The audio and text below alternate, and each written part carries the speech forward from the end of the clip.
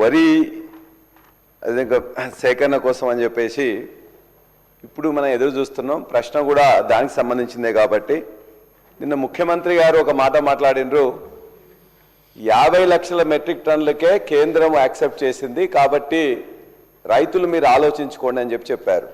మంత్రి గారేమో ప్రతి సంవత్సరం సీజన్ కాగానే గతంలో ఎన్నడూ లేనంతగా ఇవాళ రికార్డుగా ఇచ్చినామని చెప్పేసి ఒక స్టేట్మెంట్ ఇచ్చేస్తే వాళ్ళకు అనుకూల పత్రికలు రికార్డు స్థాయిలో సేకరణ అంటారు. ఎక్కడ రికార్డు స్థాయిలో అధ్యక్ష? మీరు ఇచ్చిన మీ యొక్క వెబ్సైట్లో చూడండి.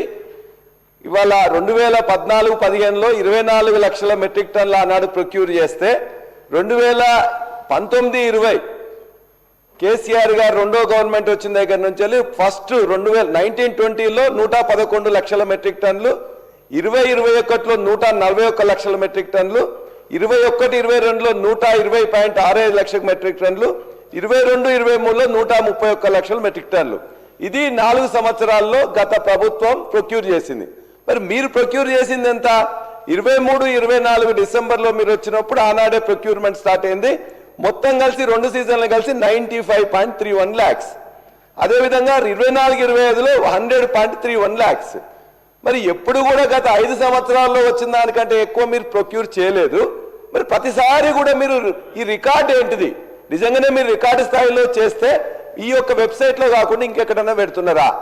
మీ యొక్క అది క్లారిటీ. రెండవది, మరి ఇప్పుడు ముఖ్యమంత్రి గారు నిన్న మాట్లాడుతూ 50 లక్షల మెట్రిక్ టన్నులే యాక్సెప్ట్ చేసినారు. ఆ 50 లక్షల మెట్రిక్ టన్నులు ఒక సీజన్కా 2 సీజన్లకా? మరి మనం ఇప్పటిదాకా కూడా 100 లక్షల మెట్రిక్ టన్నులు తక్కువ ఎప్పుడు తీసుకోలే. మరి ఇప్పుడే 50 లక్షలకు మీరు 70 లక్షల మెట్రిక్ టన్నులు గతంలో తీసుకున్నారు కాబట్టి ఇప్పుడు ఈ సీజన్లో మరి అసలు తీసుకుంటారా లేదా? ఎందుకంటే మీరు చెప్పిన టార్గెట్ అనేది 50 లక్షలు ముఖ్యమంత్రి గారు చెప్పింది, మీరు 70 లక్షలు తీసుకున్నాం అంటున్నారు. మరి ఇప్పుడు ఈ యొక్క సీజన్లో మీరు ఏమైనా ప్రొక్యూర్మెంట్ చేస్తారా లేదా? రెండో ప్రశ్న. మూడోది అధ్యక్ష, ఇప్పుడు ఈ ప్రొక్యూర్మెంట్ చేస్తున్నప్పుడు లేటుగా స్టార్ట్ చేస్తున్నారు. ఎగ్జాంపుల్ జనగామలోనే లేటుగా స్టార్ట్ చేస్తే ఆ మార్కెట్కి పోతే వచ్చిన ధర 1600-1700. అది ఎక్కడో పేపర్లో వస్తే ముఖ్యమంత్రి గారు చూసి ఒక ఎంక్వైరీ చేసింది. కాదు 1600 కాదు 1800 అని ఇప్పించింది. మరి రేటు 2400. మీరు బోనస్ కొద్దిగా మీరు చెప్పే కలిపితే 2900. మరి 1700 నుంచి వెళ్ళి 1800 చేస్తే అది ఎట్లా కరెక్ట్ అధ్యక్ష? కాబట్టి ఇవన్నీ కూడా సక్రమమైన సమయంలో నిన్న మొక్కజొన్నలు మేము మొత్తుకుంటే నిన్న మొదలుపెట్టిన కేంద్రాలు. మరి దానిలోనే ఇలా వరికి కూడా కేంద్రాలు వెంటనే మొదలు పెట్టాలని చెప్పేసి ఒకవేళ మీరు తీసుకోవడం అనేది తప్పనిసరి అనుకున్నప్పుడు కేంద్రాలు మీరు తొందరగా మొదలు పెడతారా లేదా? చివరి ప్రశ్న అధ్యక్ష, ఇవాళ మీరు బోనస్ దొడ్డు ఓట్లకు ఇస్తామని చెప్పిండ్రు. దొడ్డు ఓట్లకు ఇవ్వట్లేదు, సన్న ఓట్లకే ఇస్తున్నారు. ఆ సన్న ఓట్లకు ఇచ్చే దాంట్లో కూడా గత యాసంగిలో 1208 కోట్లు బకాయి ఉన్నాయని చెప్పేసి రైతులందరూ అంటున్నారు. మరి ఈ మధ్యకాలంలో మీరు ఏమైనా ఇచ్చిండ్రా? ఒకవేళ ఇవ్వకపోతే ఎప్పట్లోగా గత యాసంగి యొక్క సన్న ఓట్ల బకాయిలు 1200 కోట్లు ఏ టైం లోపల ఇస్తారనేది సూటిగా చెప్పాల్సిందిగా మంత్రి గారిని మీ ద్వారా కోరుతున్నా. గౌరవ మంత్రి గారు. స్పీకర్ సార్, గౌరవ సభ్యులు హరీష్ రావు గారు చేసింది పూర్తిగా నిరాధారమైన ఆరోపణలు, కంప్లీట్లీ ఫాల్స్. ఇటువంటి ఆరోపణలు హౌస్లో చేయొద్దని చెప్పి నేను రిక్వెస్ట్ చేస్తున్నా.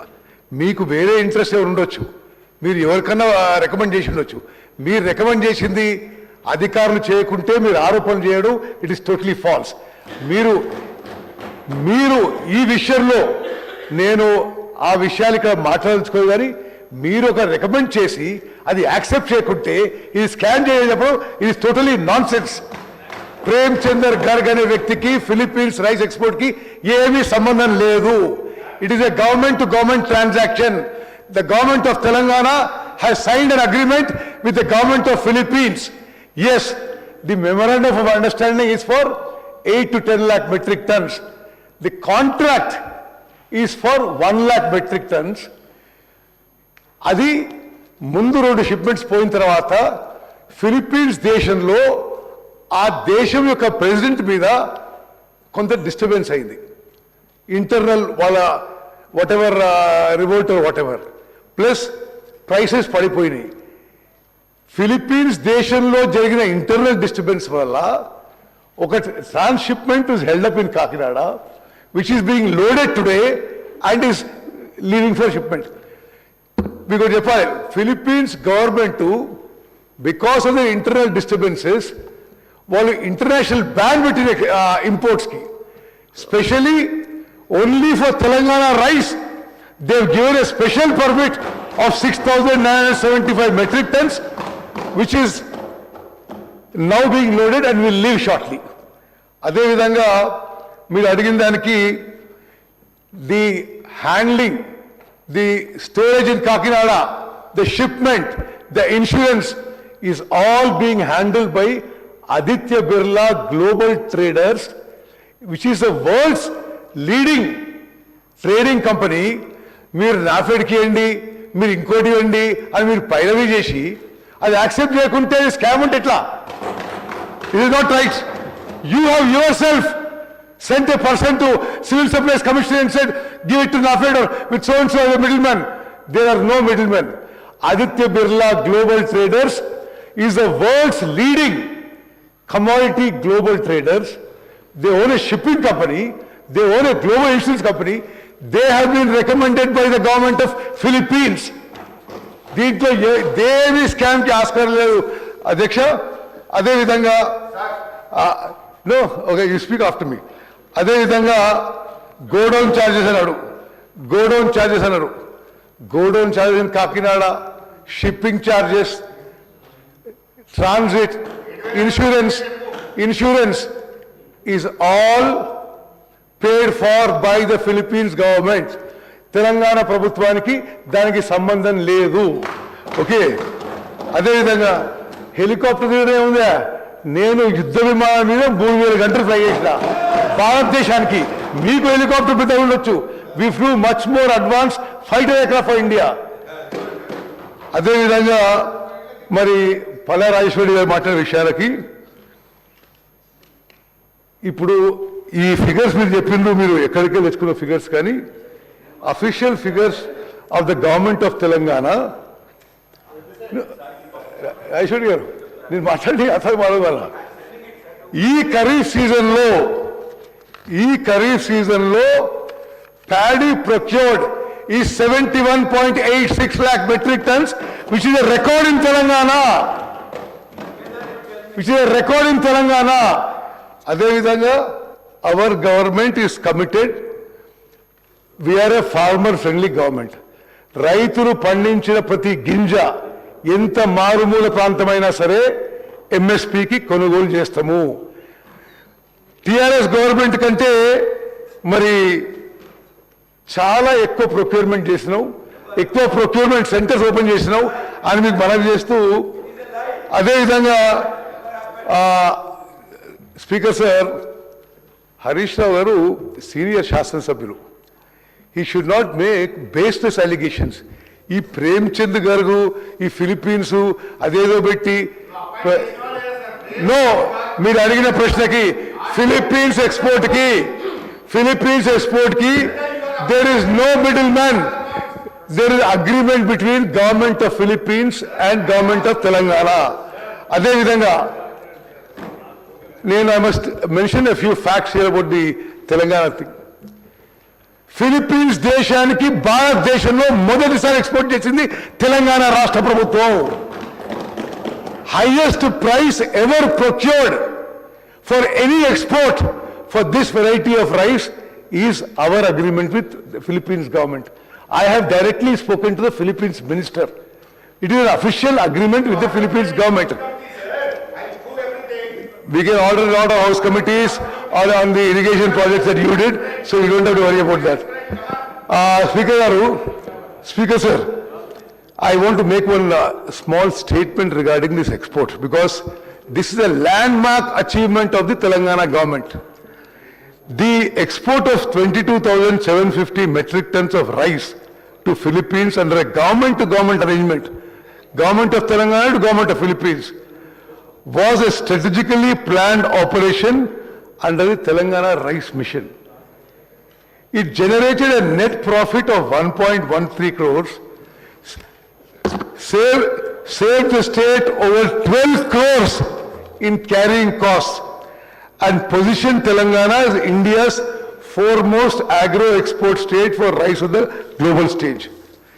The export generated a net profit of 1.13 crores for the state.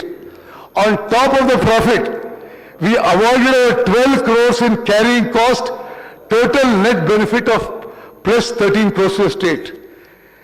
We are trying to build Telangana into a global rice powerhouse.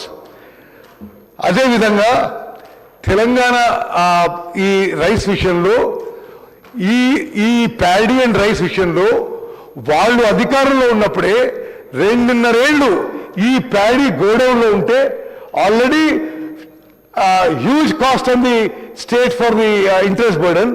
అది an extraordinary initiative we have exported to Philippines అంటే మీరు దాన్ని appreciate చేసే బదులు దాని మీద ఏదో వేరు లొసుగులు పాయింట్అవుట్ చేయడం కరెక్ట్ కాదు. అదేవిధంగా we have avoided net interest saved by the export was 10.55 crores. Net storage charges avoided was 1.64 crores. మరి ఈ విధంగా అన్ని విధాలుగా తెలంగాణ రాష్ట్రానికి మేలు జరిగే విషయం ఇది. అదేవిధంగా ఆ రైస్ స్టాకు అంతకుముందు 2.5 ఏళ్ళు మన స్టాక్లో ఉండే. At that point continued holding it was becoming a major financial liability.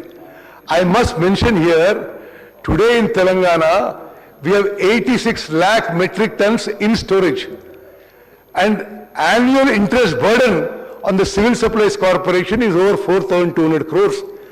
We are trying to sell the paddy and rice in various parts of the country. I must also tell you, మీరు price గురించి చెప్పారు.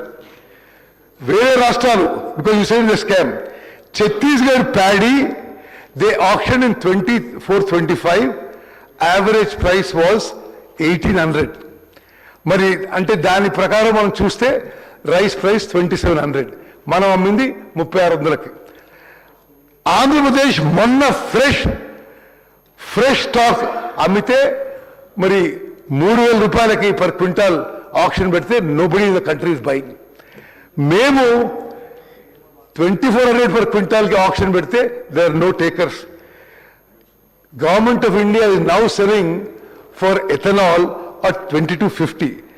There is an excess production in the country. There is a shortage of storage capacity.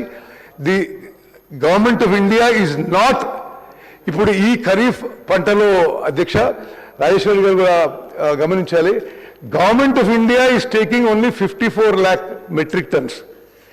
Even despite that, మేము మొన్న ఖరీఫ్లో 72 lakh metric tons కొన్నాం.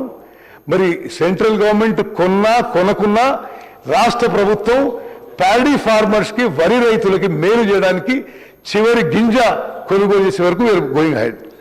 మరి అదేవిధంగా the export was executed at 3,600 rupees per quintal under a government-to-government arrangement with the Republic of Philippines.